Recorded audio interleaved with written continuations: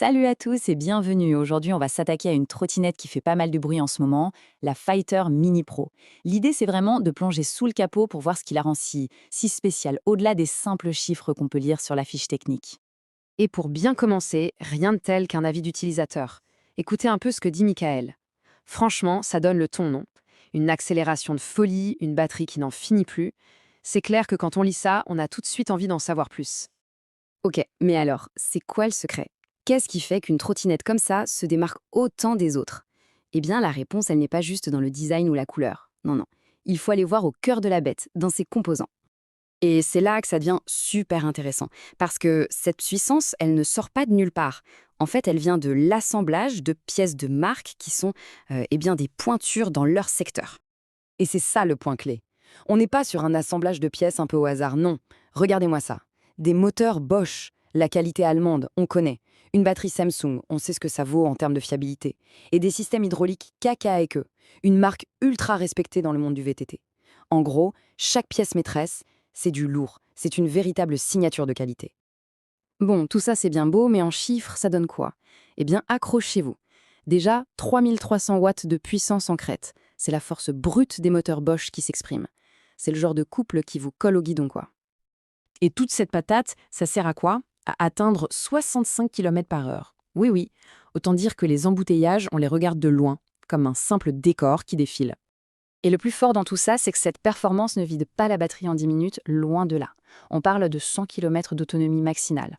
Pour la plupart des gens, ça veut dire des jours, voire des semaines de trajet, sans même se poser la question de la recharge.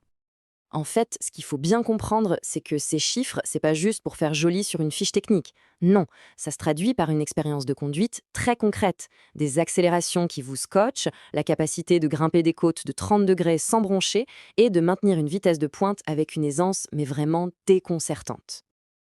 Ok, super. On a une fusée. Mais une question s'impose tout de suite, non? Avoir toute cette puissance, c'est une chose. Mais comment on la gère? Comment on s'assure de rester en sécurité? Eh bien, c'est là qu'on passe à la partie contrôle et stabilité.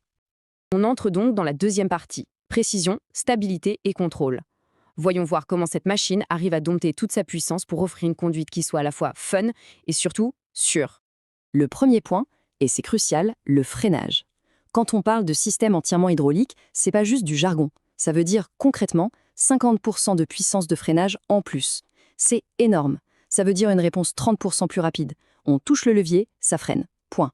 Et surtout, 40% de contrôle en plus, ce qui permet de doser son freinage à la perfection. Bref, c'est la sécurité avant tout. Après les freins, il y a la suspension. Et là encore, la suspension KKE, c'est du sérieux. On a 15 niveaux de réglage, ça veut dire qu'on peut vraiment l'adapter à son poids, à son style de conduite. Elle est super réactive, elle anticipe les défauts de la route, et au final, elle absorbe 85% des chocs. En clair, les pavés, les nids de poules, tout ça devient presque une formalité. Et ça, ce ne sont pas juste des specs sur le papier. Les gens qui l'utilisent le sentent vraiment. Prenez Kevin par exemple. Il le dit lui-même, les freins hydrauliques, ça change tout. Ça donne un sentiment de contrôle total.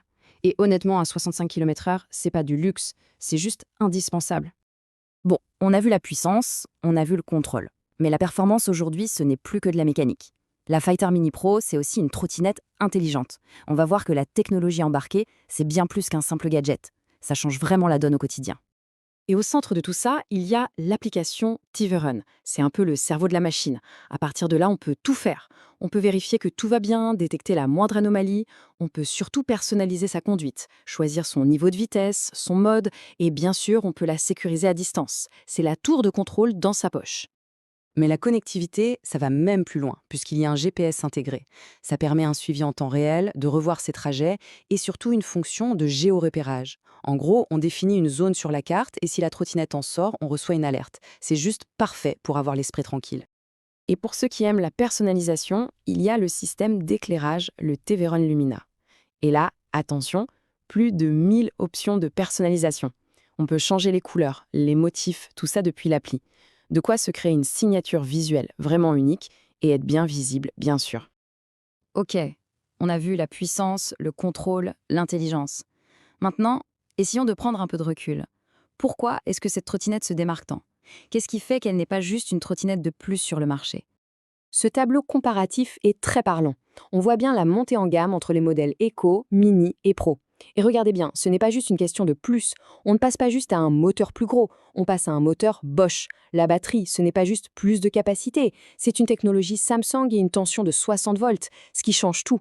Et bien sûr, on a l'arrivée de l'intelligence embarquée, du GPS, qui n'existe pas sur les autres. C'est vraiment un saut qualitatif. Et au final, je pense que tout se résume à ça. La grande différence, elle n'est pas seulement dans les chiffres de performance brute, mais dans l'origine des pièces. D'un côté, on peut avoir une trottinette avec des composants génériques, et de l'autre, on a la Fighter Mini Pro avec des marques comme Bosch, Samsung, Keketer. Et ça, c'est un vrai gage de performance, oui, mais aussi de fiabilité sur le long terme. Et cette différence de qualité, évidemment, elle se ressent à l'usage. C'est pas pour rien que les retours sont si positifs. Prenez James. Il parle de la suspension comme étant incroyable, fluide, confortable, que ce soit sur le bitume de la ville ou sur des chemins un peu plus accidentés. Ou encore Sarah, qui insiste sur le côté personnalisable, sur le fun, de pouvoir tout régler via l'application. Et ça confirme bien ce qu'on disait. La technologie ici, ce n'est pas juste pour faire joli, ça apporte une vraie plus-value à l'expérience de tous les jours.